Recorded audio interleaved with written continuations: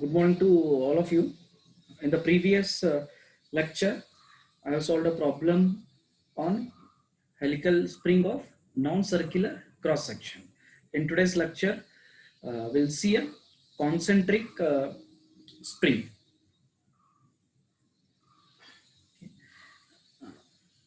Concentric spring is nothing but or where you are going to use these types of springs. Usually the concentric springs are used when you have a space limitation. And how these concentric springs will be designed, or how you are going to manufacture it. Okay, as you can see that on the screen, this is a one spring. Inside that they are going to put a one more spring, okay, whose center is same or concentric.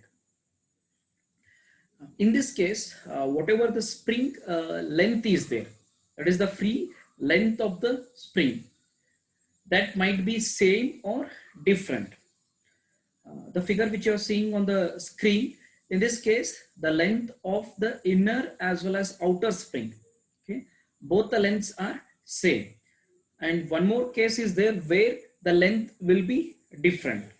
In your data in book, page number 168, figure number 11.1b, you have a concentric spring in bulb-ready data in book, where they have taken the free length different. Okay, in that the length of the inner spring is less compared to the outer spring. Basically, why these concentric springs are used, or these concentric springs are nothing but a closed coil, that is helical coil spring, placed one inside the other. Okay, this is the outer one. Inside this, we are going to place a one more spring whose length might be same or different. In this case, the length is same, whereas the one more case is there where the length will be different. And these springs, concentric springs, are used to obtain the greater load carrying capacity, okay, within the limited space. Within the limited space, if you want to have a greater load carrying capacity, then they'll go for this concentric spring. And why one more spring is provided inside this, or why concentric spring is required?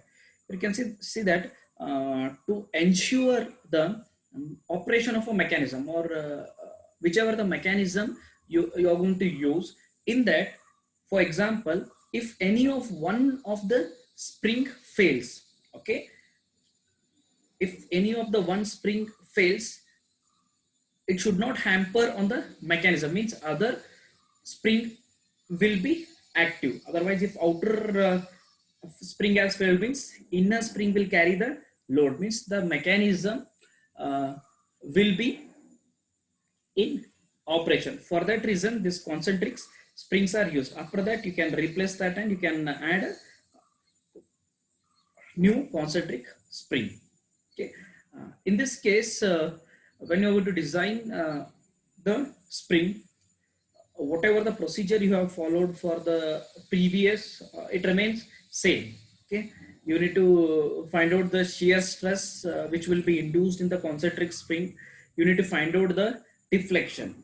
As you can see that if you are using the same length of, or the free length of the spring, then the deflection in the inner spring will be same as the deflection of outer spring. Whereas if the length of the spring changes, then the deflection will not be same. For example, if the length of the inner one is less, outer is greater. Okay, first the outer will deflect. After that, once it comes to the length of the inner one, after that the inner spring also deflects. There, the deflection will not be same. Whereas when they have a same length, then the deflection in both the spring will be same.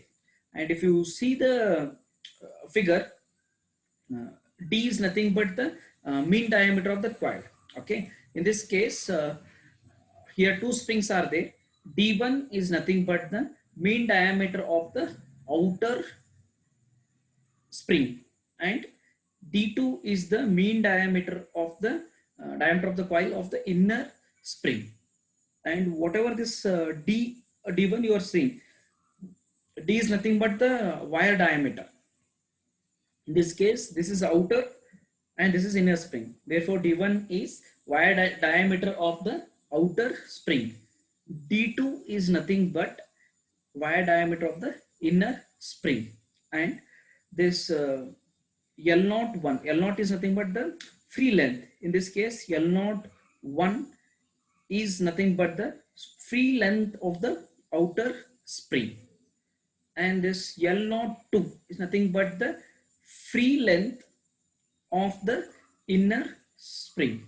And this F is nothing but load, that is the total load which is acting on the spring, that is entire concentric spring. Whereas in this, when you apply the load, some of the load will be taken by the inner spring and some of the load will be taken by the outer spring. That we'll call it as F1 and F2. F1 is nothing but the load on the outer spring and F2 is the load on the inner spring. Okay. And you will be using the same deflection formula which you have used in the previous problems, 11.5a from Bulb-Ready Data and Book. And whatever that load which is acting on the concentric spring, the load acting on the concentric spring is equal to the load taken by both the spring. F1 is nothing but load taken by outer spring, F2 is load taken by inner spring. If you add that, that will be equal to the load applied. Then only the spring will be in equilibrium. For equilibrium condition, whatever the load which is acting on this, it will be sum of the load taken by spring, outer spring and inner spring. And to find out the shear stress, we'll be using equation 11.1d which you have used in the previous problem, where you need to find out the K value, okay, stress factor, or you can call it as wall stress factor, which the K value need to be calculated. And D, you can take it from the spring index formula, where spring index C is equal to, it is the ratio of mean diameter divided by diameter of the wire. You take this term to the left hand side. Therefore, D is equal to C into D. From this, you are going to find out the value of D. Once you get that value, okay, you can substitute that. You will be getting the shear stress induced. This is how you need to proceed with the concentric spring. In this, two types are there. One is having the same length. In this case, I have taken the length as same. Okay. One more case is there where the length is different. Okay. We'll see a problem on this. Okay. First, I will read the statement of the problem. One helical spring is rested inside other. Here you can see that one helical spring is rested inside the other one. The dimensions are tabulated. Here you can see that the dimensions are given here. Both springs have same free length. As I told you, two types are there. One is which is having the same free length. Other one is whose length is different. In this case, it is same free length and carry a total load of 2500 Newton. Means the total load F is equal to 2500 Newton. And given the modulus of rigidity, G is equal to 80 gigapascal. Okay, whatever the deflection is there, they are given in terms of mm. We need to convert this gigapascal into megapascal. Okay, 1 gigapascal is equal to 10 raised to 3 megapascal. Therefore, G is equal to 80 into 10 raised to 3 megapascal. Determine for each spring means for both maximum load carried. Means you need to calculate the load taken by outer spring, that is F1, and load taken by inner spring F2. After that, you need to calculate maximum shear stress. Maximum shear stress in outer as well as inner. After the deflection, how much deflection you have observed. Okay, as both the lengths are same, means deflection will be same. Either you can find out the outer one or inner one. Now, these are the given particulars. A number of active coils. The number of active coils on outer is 6. Okay, outer will take it as 1. Therefore, I1 is equal to 6. Inner spring, it is 10. Therefore, I2 is equal to 10. Wire diameter means this is nothing but small d. I will take it as D1. D1 is equal to 12.5. All these dimensions are in mm. 12.5 mm. Therefore, D1 is equal to 12.5 mm. And D2 is equal to 6.2 mm. Next, he has given the mean coil diameter.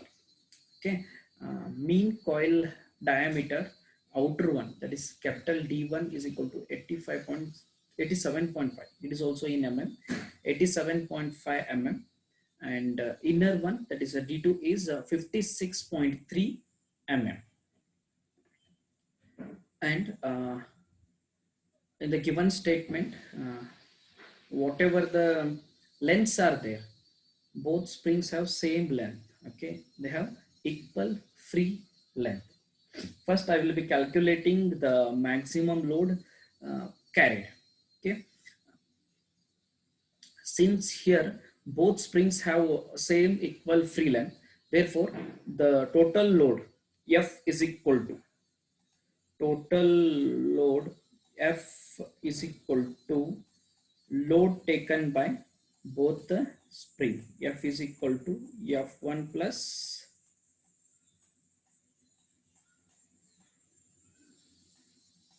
F2.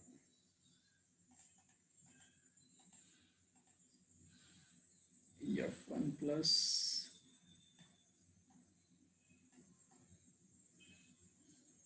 F2. Okay, F is given, substitute that, it is 2500 Newton. F1 and F2 you need to calculate that. Call this as equation 1. And this equation is not there in the data and book. We need to remember this. It is F1 by F2 is equal to D2 by D1 cube. Similarly, D1 by D2 raised to 4. And these are the number of active. This I2 by I1, modulus rigidity of outer and inner. Okay, this formula you need to remember this.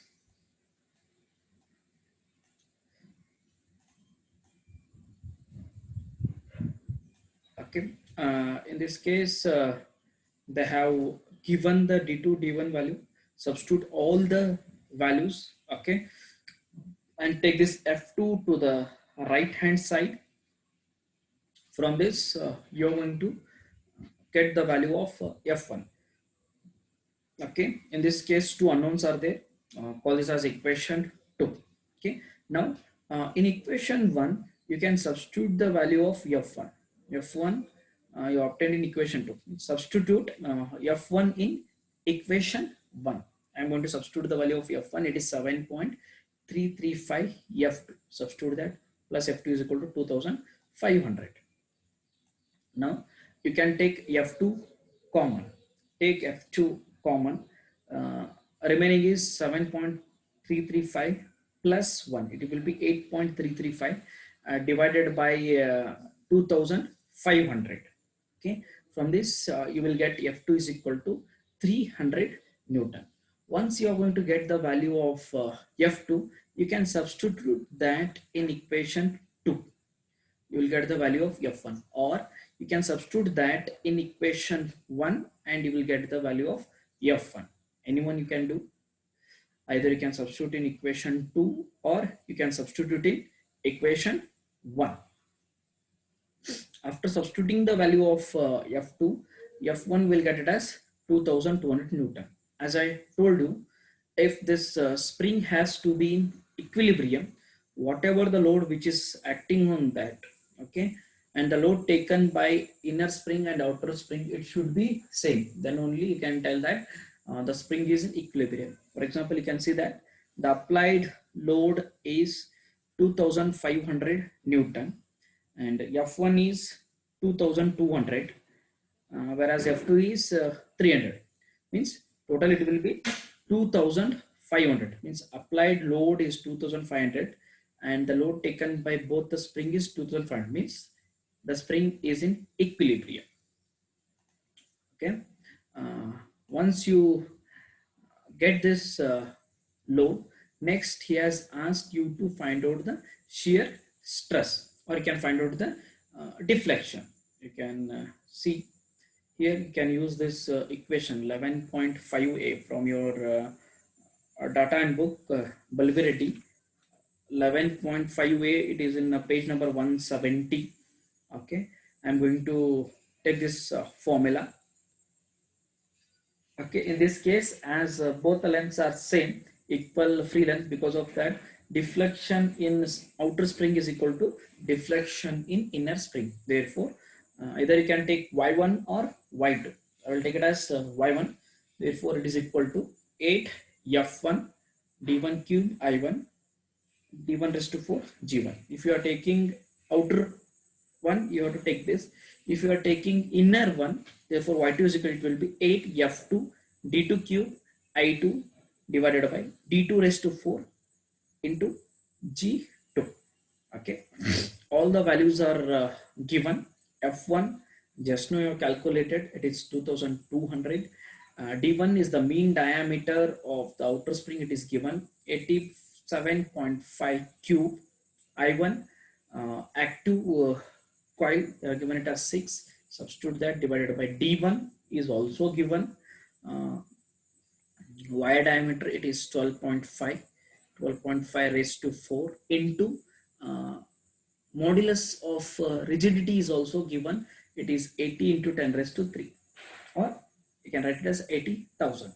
Okay, if you solve this, the deflection you will get it as 36.22 mm. Or if you take y2, okay, for example, if you take y2, therefore y2 is equal to, the formula will be 8 f2 into d2 cube into I2 divided by diameter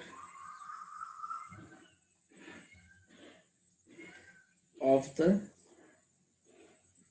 inner spring, so raised to 4 into G2. Okay, in this case also you substitute all the values. Okay, after substituting all the values, y2 you will get it as 36.22 mm. You can take it as an assignment. Okay, you try to solve this and you will get the value of y2 as 36.2. And the next is to calculate the shear stress, that is maximum shear stress. Now Sir, what should be the condition for equilibrium, sir, for the springs? Equilibrium means whatever the load which is applied, it should be equal to, means whatever the both springs are there, have applied a load of 1000, assume that. Okay, some of the load will be taken by the outer spring and some of the load will be taken by the inner spring. Okay, if you add both the spring, whatever the load, it should be equal to 1000, then it will be in equilibrium. Always all for any problem you take, okay, if this structure or the spring is in equilibrium, means it has to be equal. If it is not equal, then the spring will not be in equilibrium condition, or it will not be stable. In this case, you can see the load applied is 2000 500. Here F I have applied 2500, means some of the load will be taken by the outer spring and some of the load will be taken by inner spring. Okay, if you add both the load taken, it should be equal to F. In this case, the load taken by outer spring is 2200 Newton and the load taken by inner spring is 300. If you add both this, you will get this equilibrium condition. Okay, sir. Thank you. Uh,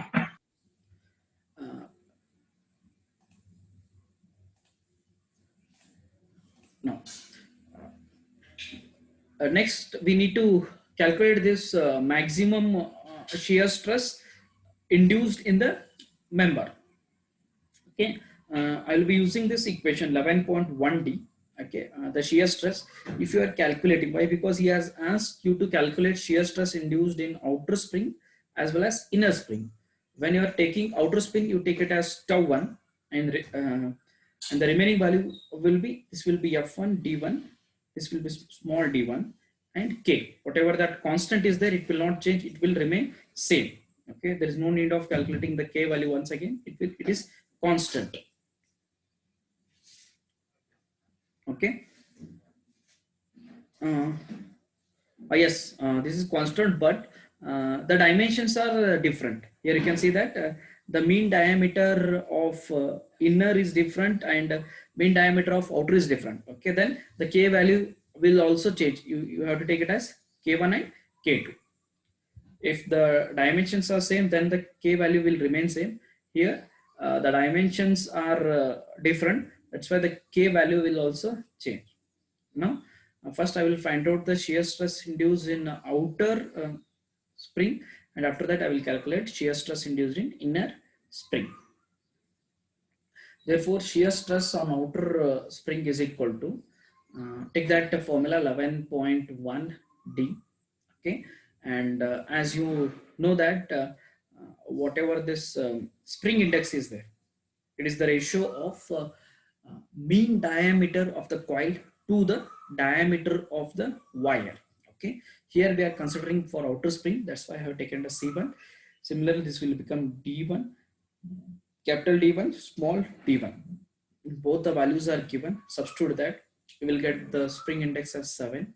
Substitute that in Wall's stress factor formula. It is there in your data book 11.2a. Substitute the value of C1. After substituting that, you are going to get the value of k. Okay, the k value you will get it as 1.2128. Okay, that value has to be substituted in the above equation. Okay, after substituting that value, the shear stress, I'm going to get it as 304.4 Newton per mm square, or it will be mega Pascal. Newton per mm square is nothing but mega Pascal. Okay, that is the shear stress which you are going to get. After that, in outer spring, similarly, you need to calculate the shear stress on the inner spring. Okay, to calculate the shear stress in the inner spring, okay, you have to use the same formula. Okay, 11.1D. In this formula, for the inner, you have to substitute as tau 2. Similarly, F2 D2, small d2 cube, and this will be K2. This wall stress factor will change because the mean diameter is different and the diameter of the wire is different. That's why the value also changes.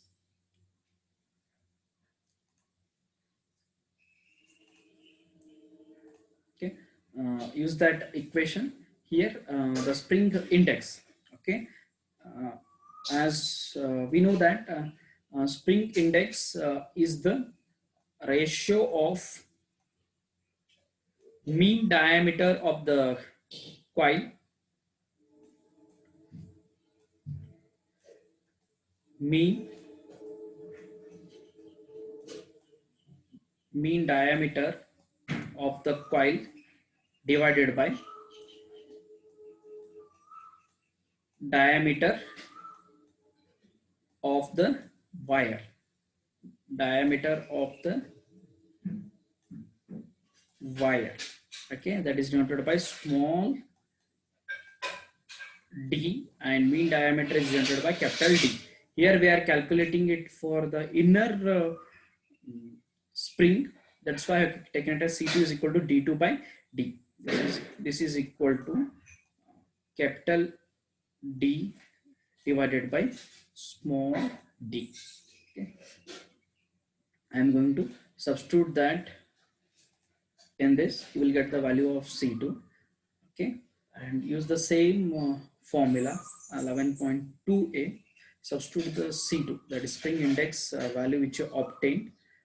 From this you will get the K2 value. It is 1.1605. Okay, now substitute the value of K2. Okay, and D2 value is also given. D2 is given as 56.3, whereas small d2 is 6.2. Substitute that value. 56.3 is capital D2, small d2 is 6.2 Q into K2 value, and this F2 you have calculated that you obtain it as 300 Newton.